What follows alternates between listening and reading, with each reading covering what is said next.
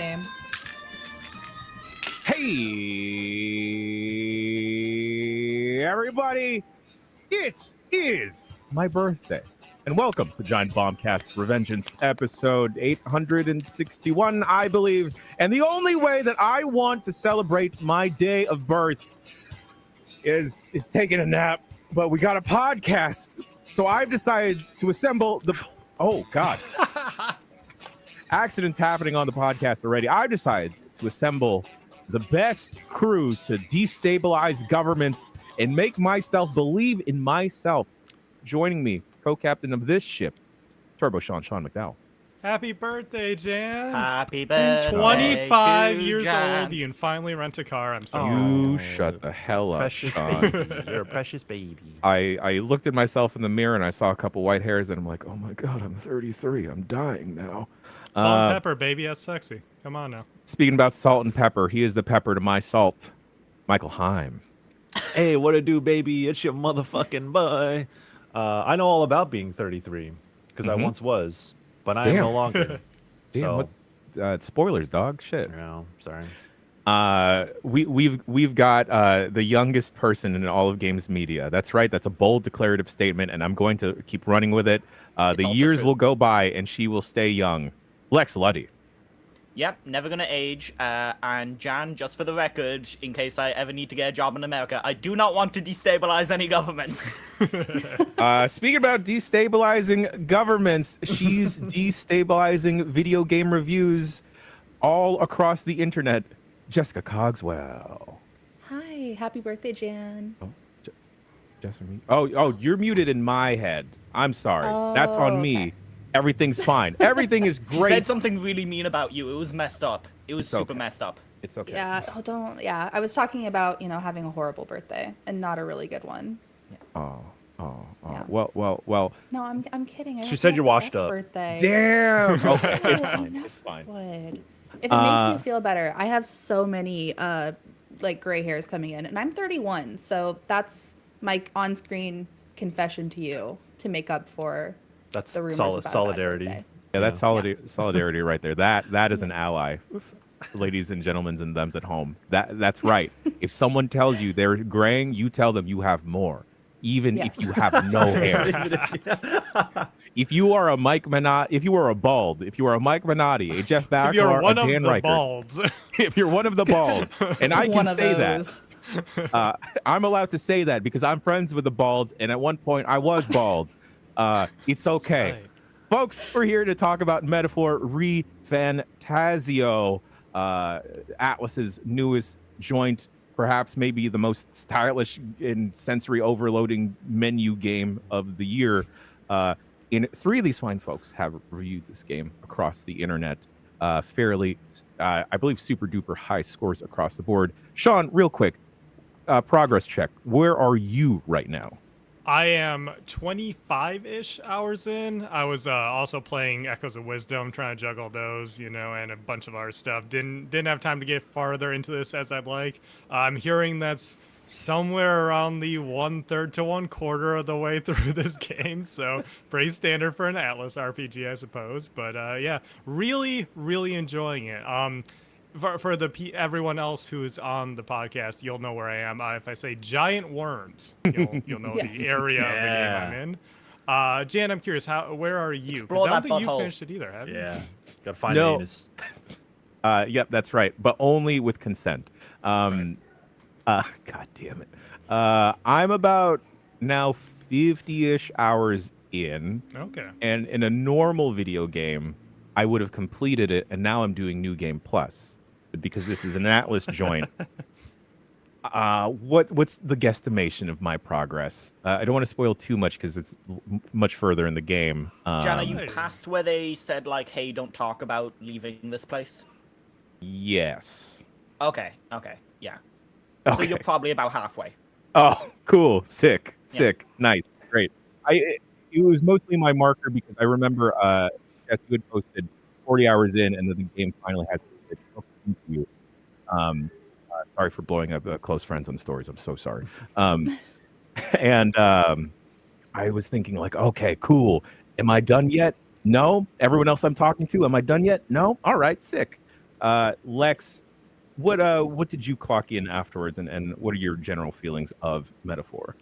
I'm like one of the 5 people who got a PlayStation code, and so the in-game timer says 110 hours. 110. My PlayStation time says like 113. I had a couple of real rough nights with that there towards the end. I think the weekend before the embargo, I was on a show with Yi, and I was like, hey, I'm about like 60 hours in. Do you know how much longer is left? And you were like, yeah, Jess said that's like halfway. So I had a real fun week, which ended up with me in Mike Minardi's Twitch chat at 7 a.m. my time, fighting the final boss, totally running out of items and any like way to regenerate MP, and just like 3 hours against the same final boss, talking to Mike Minardi. Not a way you want to spend your day. No, but I no. did really love the game. I think I'm the only person. Michael, you were 9, right? Yeah, I gave it a 9 out of 10. Yeah, I was 9.5. The only downsides that I have with it is like some very late game mechanical balancing problems. When it comes to the game story, I actually think it's by far Atlas's best thing that they've written. Okay. Jess, how many hours did you clock in afterwards? And you gave it a 10, I want to say. 10, yeah. I ended up playing it for about 75-ish hours. I think that's what my official time was. But I do also know that there were a couple times when I quit out of the game and like went back and I lost probably an hour. So I would say it's probably closer to some like in the 80s. Okay. But yeah, I went like ham on this game. It was I remember Bless messaged me on Instagram from Kind of Funny, and he was like, "It is so funny to see that you're the only name who has cleared so many of these dungeons because you are wild." Because so if you hit like the little middle button, it tells you like what everybody was doing, like what their party comp was when they did certain dungeons.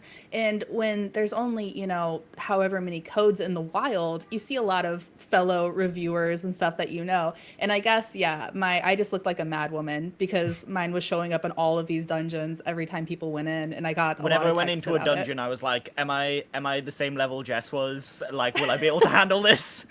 will this be a pain in the ass, or did Jess get through it? And if your level was like lower than mine, I was like, well, I've no fucking excuse. I have to get through this. Quick aside, Jess, what did you play on? What platform?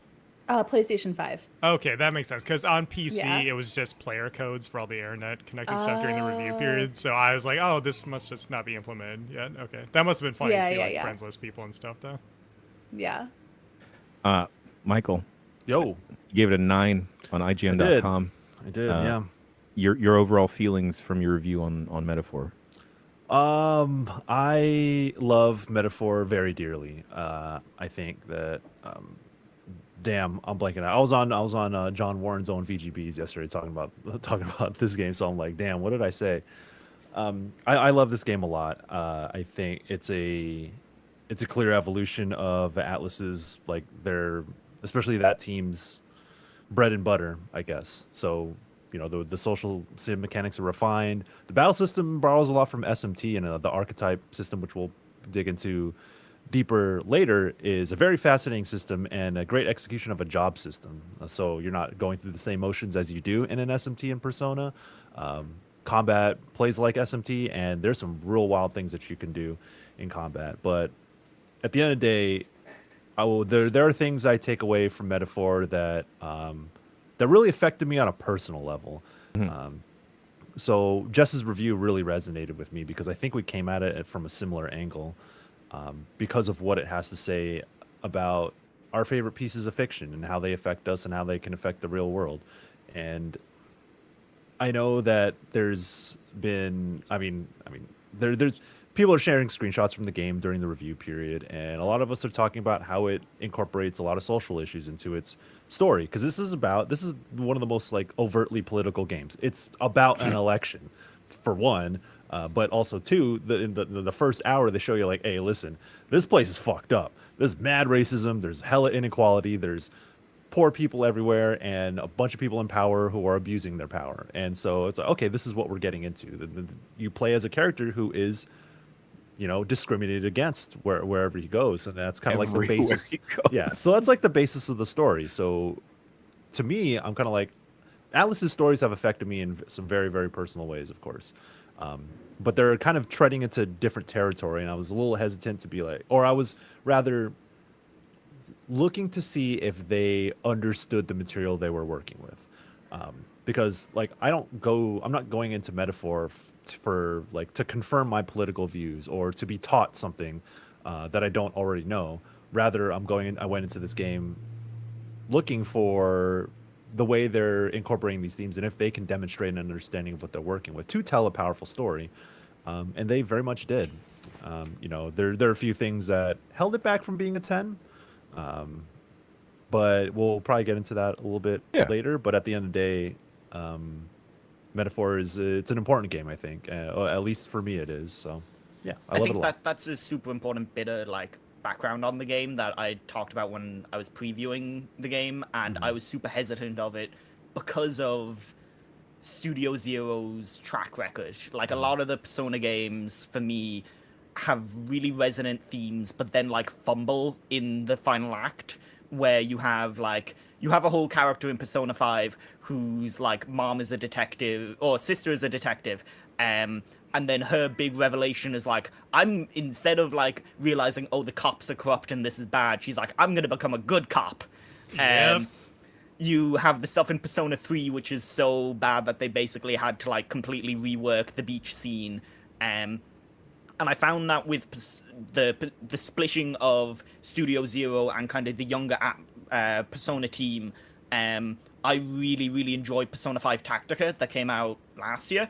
Yeah. And I thought that game had like Shockingly incredible... good game. Yeah, that game has incredible politics and a really strong message. And I was kind of like looking at this game in previews of like, I don't know if they're able to deal with the content that they're biting off here, or that they have the follow through for it. And for the first 30 hours, they kind of don't. There's a lot of like general, hey, this is bad, but it doesn't get into like why it's bad or explaining what it thinks of the people who are causing this injustice. And the game kind of feels like it doesn't have teeth in a lot of ways for the first quarter of the game, maybe. And then as you get further into it and they really start to delve into the two major camps in this election, because the game is all like running this election, and how similar their ideals are, but how vastly important the differences are, then you start to see like, oh, Atlas really thought a lot about this, and it becomes like a sociology and political like examination of what it actually means to believe these different things, and it really interrogates both sides' opinions, which I thought was really refreshing. Let's talk about the battle system. Now, the battle system is, Michael, you said it borrows a lot from SMT. Yep. And It basically is press turn, as far as I know, right? Yeah. The thing I enjoy about it is that it feels like, for folks that haven't checked out SMT and they're more familiar with just your regular decular turn-based stuff or Personas of the past, it feels like Persona Turbo. Just because you can just kind of like, there's like a certain cadence to it where you can kind of just button through to everything. How did y'all feel about the archetype system for Persona heads out there? These are basically your personas, and being able to share that amongst the party, and kind of like make up for deficits, or like maybe make the most terrible team comp. It is funny that you can like change anyone to be anything you want, because I think there's a trade-off there. I think it makes the protagonist less interesting, because being the fool, being able to switch between all the personas that you collect over the course of a Persona game, or summoning demons in SMT. I'm a little less familiar with that, so I won't be talking about that series as much. But being able to have all these different options, combined with the one more system of being able to just hit weakness after weakness in a Persona game, is very interesting. And so the protagonist is a little less interesting, but being able to make your allies basically whatever you want. They clearly excel in a given path. Whatever they start as is what they will be better at, but you can change your team comp however you want. So maybe you just really like a character and you want them to go in a different path, so you basically give them a job, like traditional RPGs have done, like Final Fantasy has done, so you can make them whatever you want, and that makes them more interesting. I think it's a balancing act there with the job system, at least, and I think it plays into the press turn as is presented in here, because it does make it so that you can use the same character in multiple turns. You can do some interesting stuff with that, that if you're kind of like me and you are more familiar or only familiar with Persona, it's going to feel different. Not necessarily, I would say, even better or worse, but it feels different in a refreshing way, especially if you have been playing a lot of Persona games like I have been recently. Jess, Michael, the further you get into the game, how much more complicated does the combat get? I would know. It gets I mean, pretty I guess tough. it gets hard, but I don't know that it's any more complex, I guess, is my thought. I don't know. Like, or do you disagree? I'm trying to think. I think the two like drawbacks for the combat that I had were when you are speccing into these different archetypes, which are really cool. They have preset requirements for, you know, Magic Seeker requires you to be a level 10 mage and a level 20 Seeker. And each character eventually unlocks their own unique sort of final class. And you have to have pretty high requirements in different jobs, basically. But you don't know while you're playing the game which jobs those are going to be.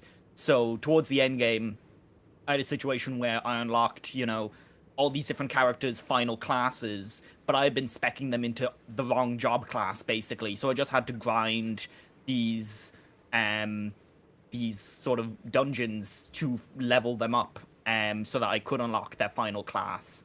And that's like the one mechanical thing that they don't fully explain to you that well.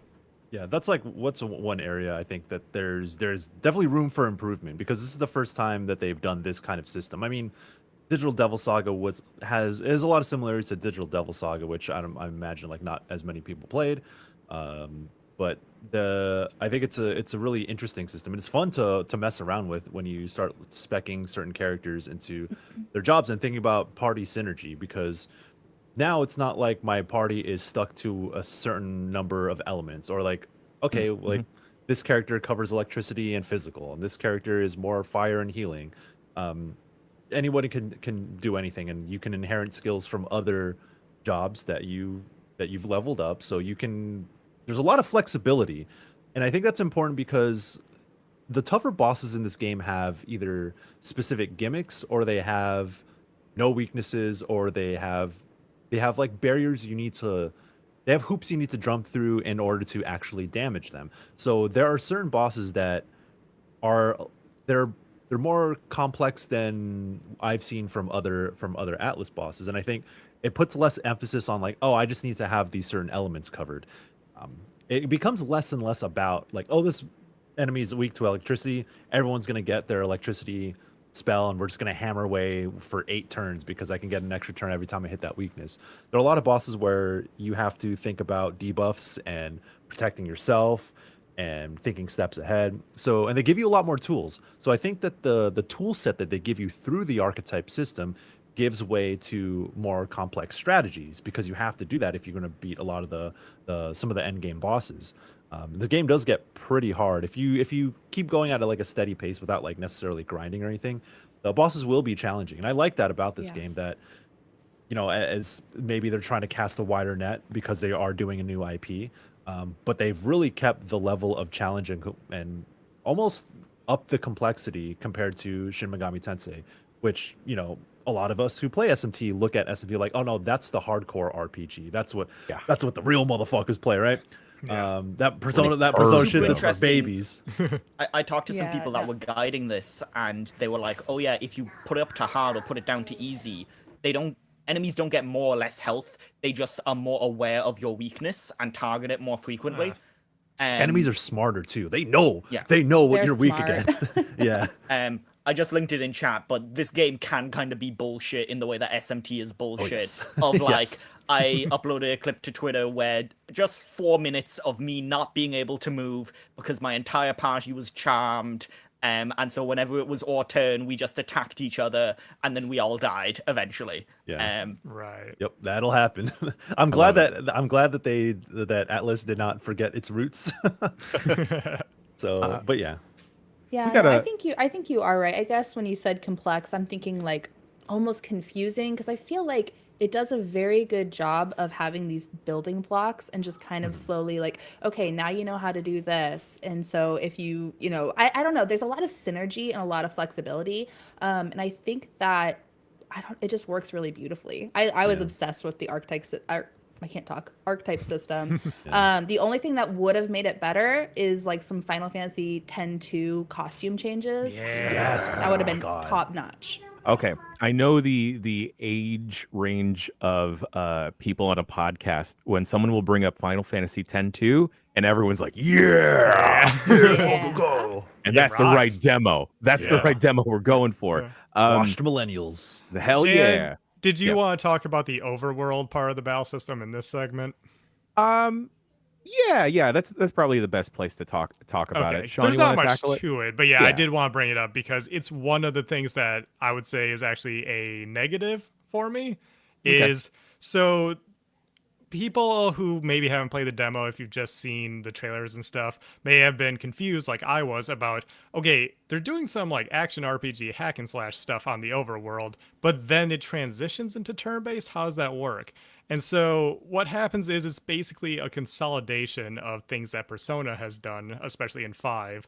A combination of being able to take out enemies that are weaker than you, being able to ambush enemies to gain an advantage in battle, turning all of that into one cohesive system that they present as action RPG adjacent. What happens is you use the Fey Vision, I believe it's called. Gallica, your little fairy, will tell you if an enemy is weaker, same level, or higher level than you, blue, yellow, red. And so if they're weaker than you, you can walk up to them and, press square, basic attack, you just kill them instantly, get some XP, move on with your life. If they're at the same level or higher, that's when it gets more complex because it turns into a system where you need to lock onto the enemy, break their like guard meter, and if you successfully do so, you will basically ambush as you would in a Persona game. You will gain advantage, and it's even stronger here because the enemies will straight up have the stun effect on them for up to 2 turns. My problem is maybe just an expectation of mine.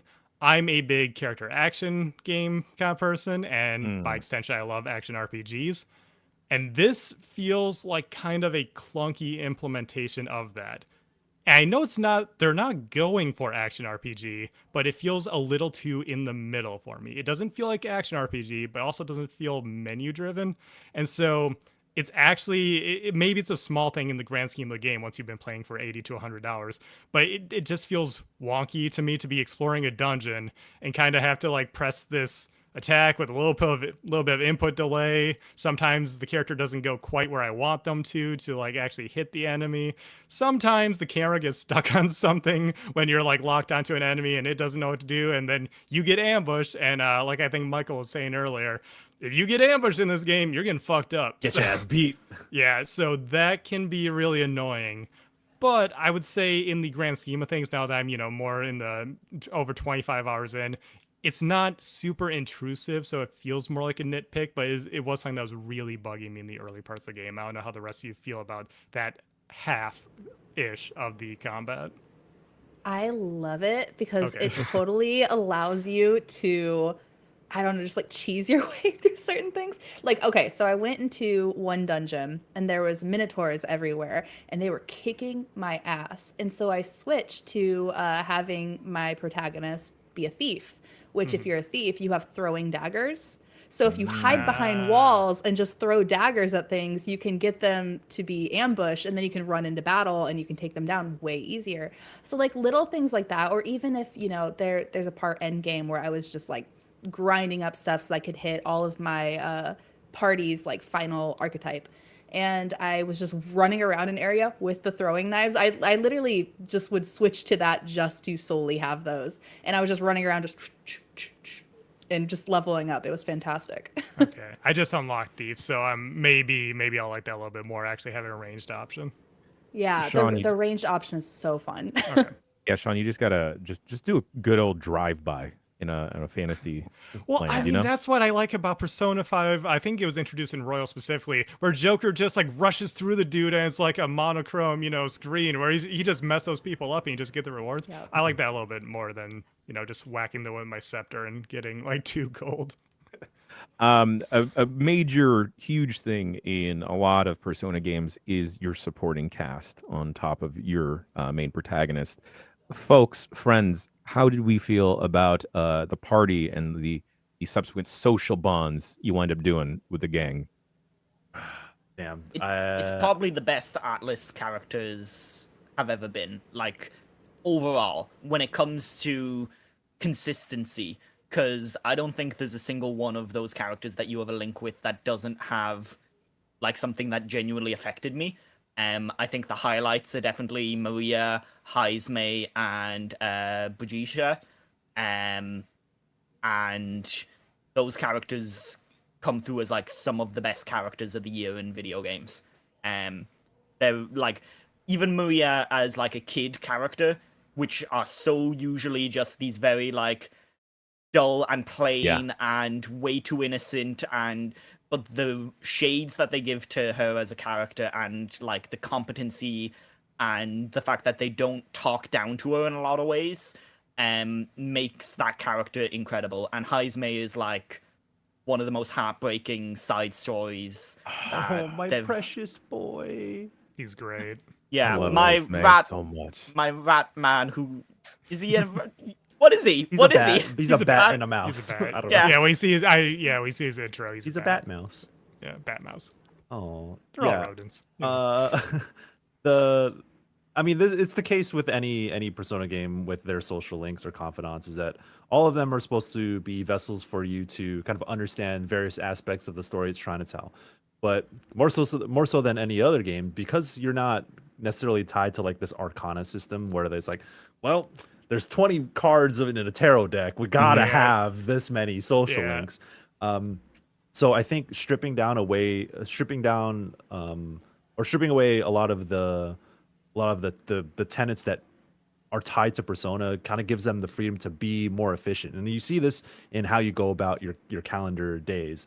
But I think specifically for the social links, or for the bonds and followers, it lets them focus on fewer things, go more in depth, and they're only up to rank 8. So each story beat you get feels a little bit more purposeful. And through And every that, time you visit them, you will level them up. you will Like, level up. So yeah, you don't have it's to like. very important. It's not like Yeah. Persona where you need to have a specific persona equipped, and then you need to get. You also don't even need to get dialogue choices right to get more points with them, Oh, thank because you God. you just get a currency as a bonus if you say something that they like. Yeah, so they strip away a lot of the things that are that can be frustrating, and not even, and like Metaphor is a lot more clear in communicating your progress, whether it's your social stats or if it's your social standing with the characters. So it kind of cuts out a lot of the fluff, a lot of the mystery. So it's very straightforward. It's a lot more efficient, and I think because of that, I finished all my bonds like well before the final dungeon, without a guide, because we're reviewing the game, so there's no guides out there. And I think that speaks to how much more streamlined this game is. But through that, you get to see all the characters all the way through. And there's some really, really special ones. Obviously, like Heisme being a party member, of course, you want to like see his story all the way through and his social bond.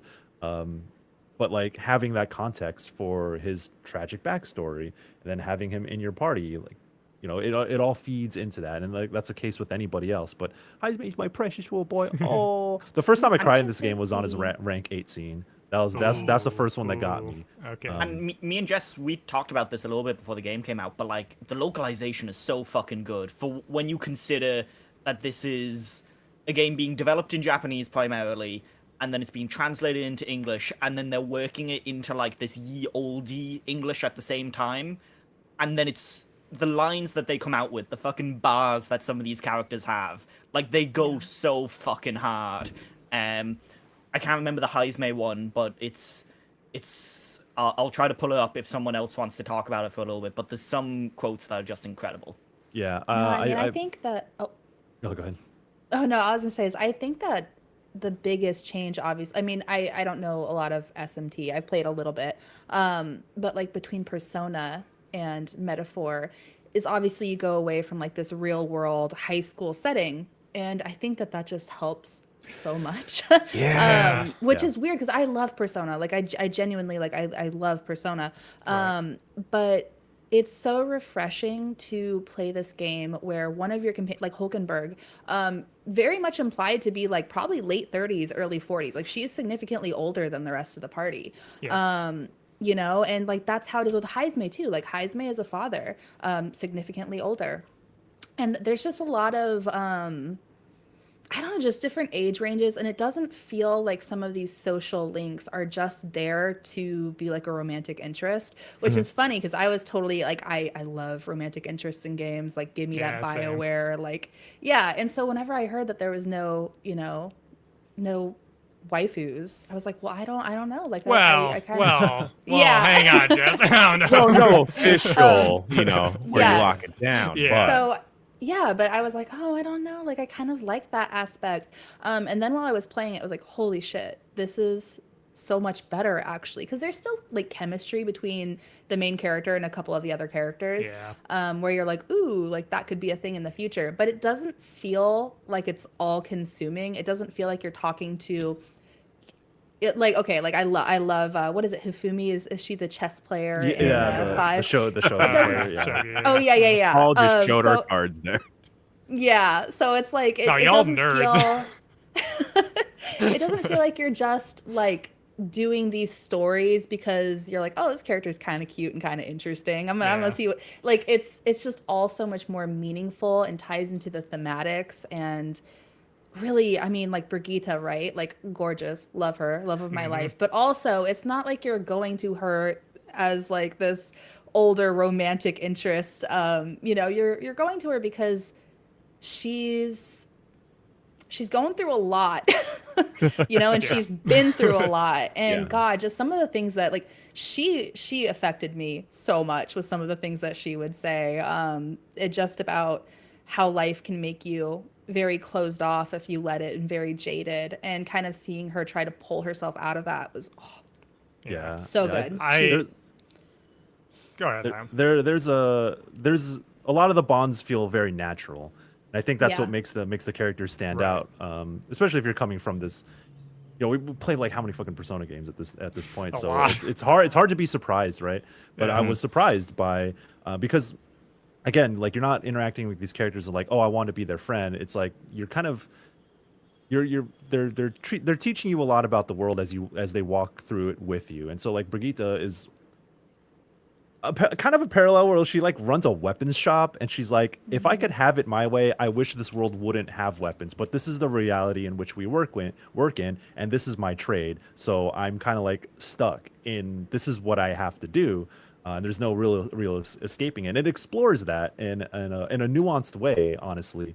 And so I think that is one way in which this game kind of demonstrates like, oh, it's, it does understand these complexities. And then I won't say who the character is, but there's also one that focuses on like religion as an institution versus faith. And I think that's such a good vessel for exploring the Sanctus Church, which kind of dominates the kingdom in which this game exists in. And so you have this church, this institution that is all powerful throughout the kingdom, but then you have like the social bond where you kind of like see it on the ground level, and then kind of see a lot of different supporting characters.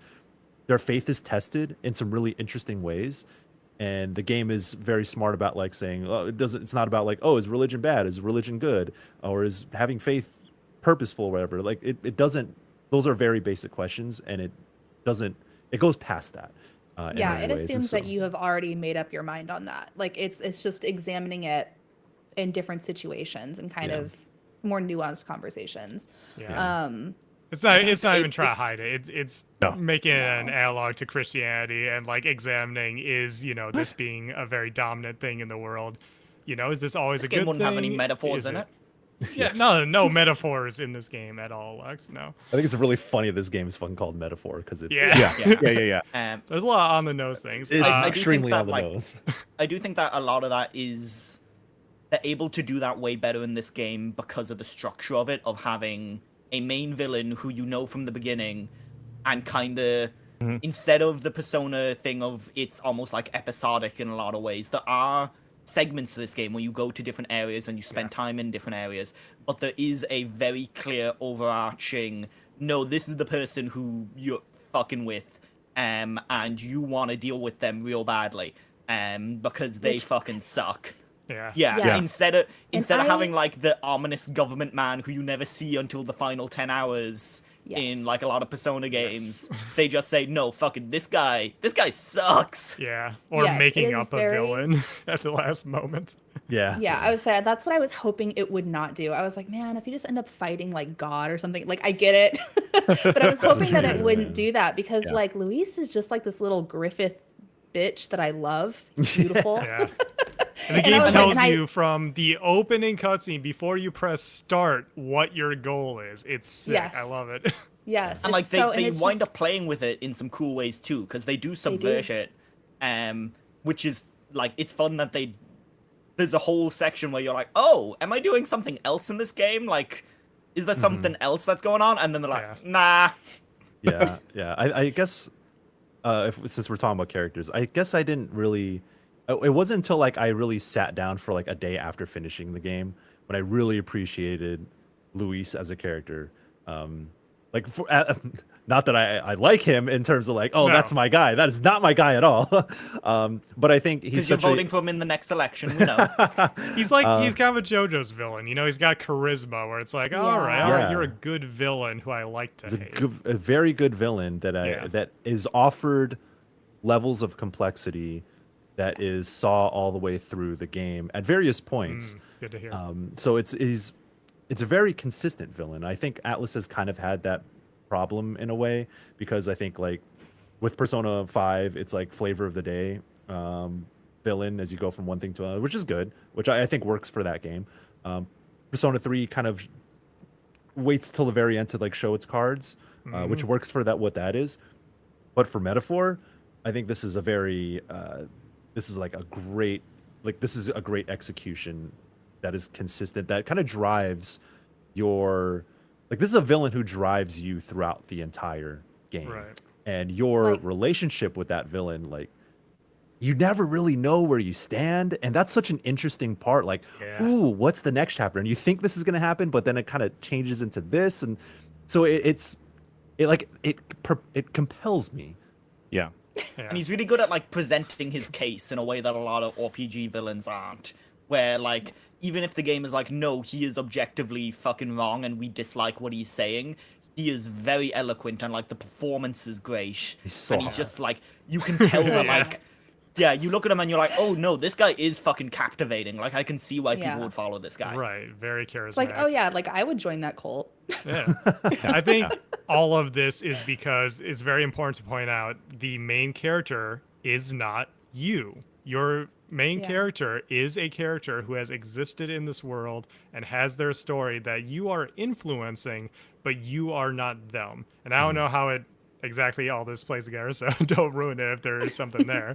Sure. But yes, you are technically someone in this game, and the protagonist is someone else. And because the protagonist has, you know, we obviously have things like Joker in Persona 5 having the backstory that sets up for everything, but otherwise a fairly average, you know, teenage kid. Yeah. And the MC in this game having the background that they do, simply having the race that they do, and the way that everything weaves into that, and how they are such an underdog in the story, is what allows all these things to happen, because you are guiding them, but they have their own voice, literally and figuratively. They are voiced Love it. for like the first time. It's fantastic. It's not just like, you know, battle grunts and stuff. It's nice to see the person who you are guiding interact with all these other characters as if they are all real people, because that's something that Atlas has always been really good at, is like making these characters that feel real. And finally your main character feels real as well. Which, by the way, while we're on the topic, what did everybody name the protagonist? Jan. Of course. I So always ask- name. Oh Yeah, no, it I asks say I you for always two name names. Good. Jess, go first. Okay, I always name my Atlas protagonist the same thing, which is Hero with an I though. Oh, thinking He's the of doing that. hero. Yeah, I like hero that, I like that. protagonist. Yeah. Yeah. Yeah. Lex? It asks you for 2 names. Yes, it At does. so Yeah. I did Lex and then Lexi, which wound up Okay. being quite fun with the twist that it does. That's funny. I know what Michael did, but why don't you tell the audience? Yeah, good old Charlie Tanoku lives on yet again. Yes, Lives yeah. on. The ultimate time traveler. Oh my god. I went with Cyrus because it sounds like Okay. a masculine form of Iris, and the main character has heterochromia. So I thought that was Oh, look at you, appropriate. Sean. Look at you. I think about it. Also, got blue hair like Cyrus from Pokemon Diamond and Pearl, so it fit. Oh, there you go. Nerd. Folks, friends, we're nearing the end of our time here, but I just want to talk real quick about story in this game. And Persona games, they all got their stories, they all got their metaphors. But since this game is called Metaphor, do you think, since you three have landed or finished it, and Sean, you're still in the process along with me, does it stick the landing? Does it hit the metaphor? We've joked around that it's incredibly on the nose, but like the messages that the game has to tell, does it land well? Has it resonated with y'all? Is it affecting y'all? Have you found yourself crying afterwards? We'll go around the room. Jess, you first, if you're ready. Yes. The answer, I guess, to everything is yes. It's so good. I think that I grew up, and my favorite games are like Final Fantasy VII and then Final Fantasy IX, were like two of my all-time favorite games. And part of the reason for that is just how deeply empathetic they are and how rooted they are, like just the context, I guess, surrounding them. And Metaphor is like that. It reminded me in so many ways of playing those games that I grew up playing, and like just like the way, like the storytelling, the way that you have, like, sorry to like draw this parallel, but it's like, I said that Luis is just Griffith, but he's also like a very Sephiroth character, right? Like it's a very like Cloud and Sephiroth thing, where it's like each one of them has an idea for how this place should be fixed, and they share a lot of similarities, but the way, like the things that happen to them completely altered like what they think they need to do in order to reach that utopia. And so I don't know, it's very compelling. It brought me back to those games that raised me. And in that sense, like it did have this really big emotional impact on me in a way that a game hasn't in a long time. Like my game of the year last year was Baldur's Gate 3, right? And that's a phenomenal game, and I loved every second of playing it. But it's not something where I walk away from it and I'm like, oh my gosh, I want to be a better person. Whereas like I played Metaphor, and it just touches on so many things where, like, I don't remember who I was texting, but I said it's like going to therapy, where you hear your therapist say something and you're like, yeah, like I know that's common sense. But if you hear it enough times, and if you hear it delivered eloquently, there's just like one of those times it just hits you and you're like, that is right. And like I know that inside, but I needed to hear somebody else tell me that, because I felt alone, or like I don't know. So, and like that's how it was for me, is I was playing it and it would say these things, and sometimes it's cheesy, sometimes it's cliche. But then it'll just pack a punch, and you're like, holy shit, like I have become a jaded 30-year-old. And I remember when I was idealistic, and I remember how games moved me at one point, and like this is what games can be, and I love that. Lex. Yeah, I think I said it on Twitter, but like this game has a real anger to it. It's very willing to say like what it thinks of certain people, and like it has contempt for people who have given up on, hope in a lot of ways. The line I pulled up from Hayesmay's side story, it isn't said by him, it's said by another character, but it's, I don't know when it happened, but we stopped chasing hope, we've grown complacent, clinging to the idea that it is wiser to accept hardship than resist it.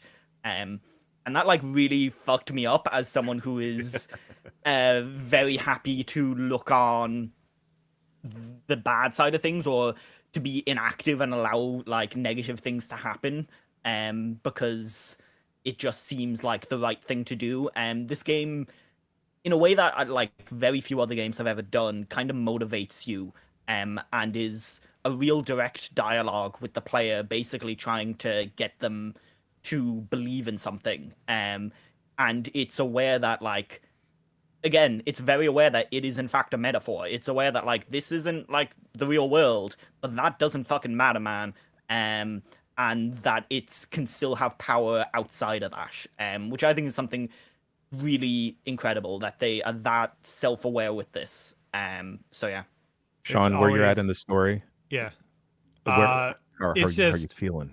it starts strong and it keeps going. I think the Persona games have an issue with their starts, especially after playing Reload this year. I realized that Persona 3 probably gets off to the quickest start overall.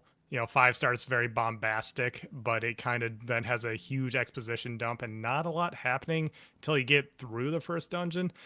And Metaphor, if you play that demo, you're playing the intro area, like a lot of the tutorial there. So a lot of people probably already know this, but it starts with just some heavy beats, and it just kind of doesn't slow down. Is a hero's journey, so you will have some ebbing and flowing, but man, the highs hit really high.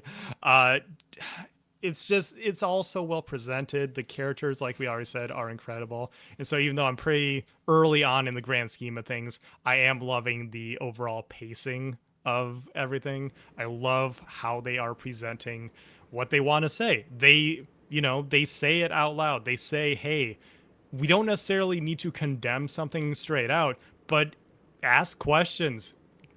Question, is this good? Is this okay? Is like we mentioned with Luis, even if someone's ideal is maybe on the right track, it's about the approach. And the fact that this game is constantly asking these questions is what is stringing me along so much. It's what's making me fall in love with the plot of this game, because it is this grand epic tale that again, like having a main character who is on this journey, not just to fight a bunch of high school drama stuff and then kill God.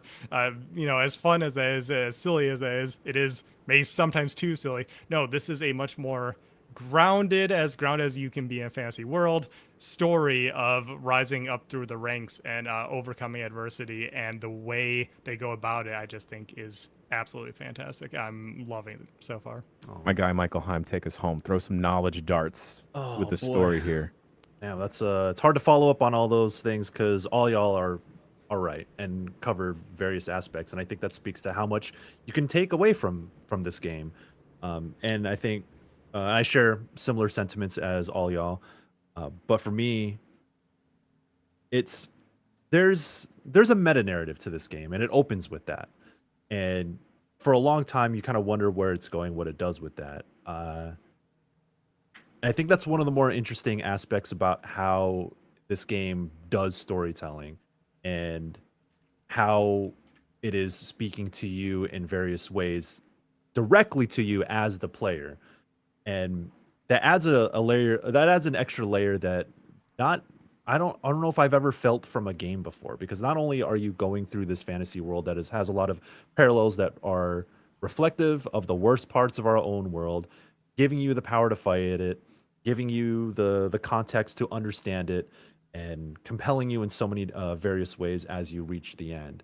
So in that extra layer, I think they're able to cut deeper than I had expected.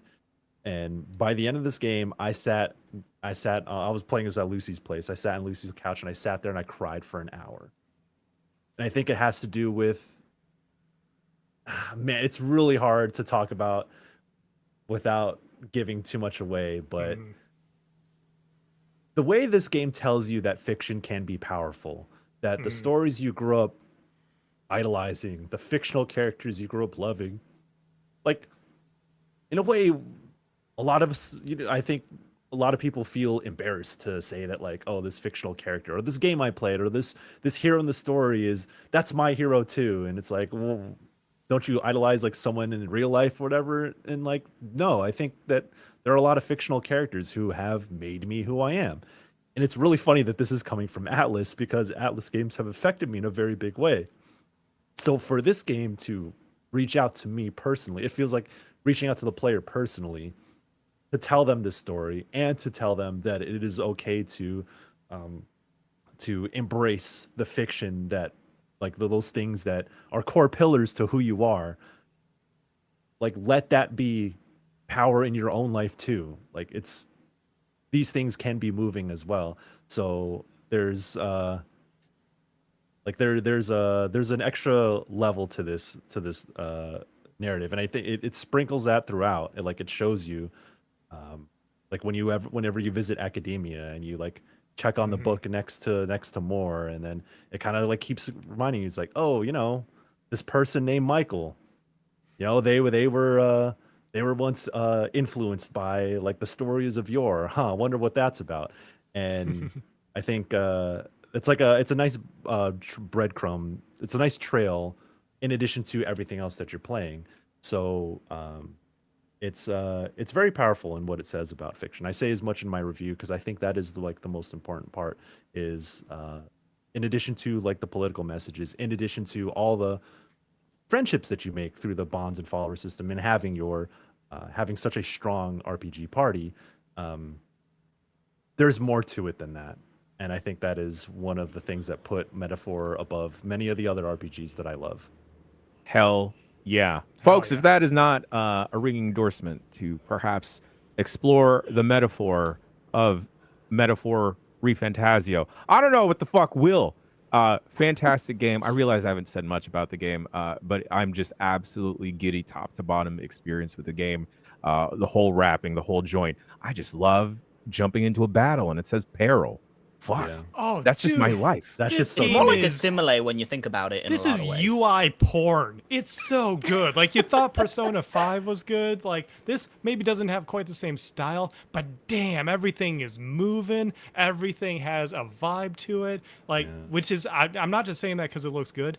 It's important is very important in a turn-based RPG. Yes. Those menus that you were looking at for $100, they better look damn good. And this game looks damn good. Yeah. Oh, like the other day, Michael, you might remember when you tweeted that picture of Lucy's cat with you put the croissant emoji on it, and I put the golden ratio and like sketch over it. It's because I had this game's UI on the brain, dude. I can't get it out of my head. If you Like, look it's deep into everywhere. the UI, you see a lot of like shapeliness. Yeah, you to see it. Lucy's cat curled up on the couch in the corner over there. It's crazy. Oh. This game does have a good cat.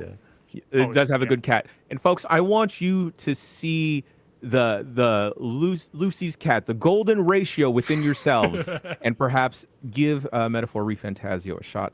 Jess, thank you so much for giving us your time. Lex, thank you so much for giving us your time. Shawn, thanks. We pay you to be here. Michael Higham, my boy, my lad, thank you so much for being here. Folks, if you're listening, watching live, stay tuned because I want nothing more for my birthday than to inflict pain onto Lucy James. Yeah, speaking of Lucy, she's gonna get blighted right after this. She's about to get blighted. Emotional roller coaster. An emotional roller coaster, folks. We start with the news. We hit you. We roll straight through your heart with Metaphor, and then we're just gonna deep dive, nosedive into whatever the Blight crew has planned for Lucy James. Thank you so much for tuning in to Bombcast Revengeance. We'll see you next week for another lovely episode. My birthday wishes for you at home to have a fantastic day because y'all look great. Fantastic. Keep recording. We're going to clap after this. You at home, pull up time.gov. We're going to clap too. Metaphors, social links. Oh, maybe this goes up in like the Mount Rushmore of like daps or like handshakes and games with like the Bond. Yeah. Oh, It's right next to Ryu and yeah, Cyclops, yeah. dude. It's right up there. It's so good. Folks, we'll see you next week. I love you. Goodbye. Deuces.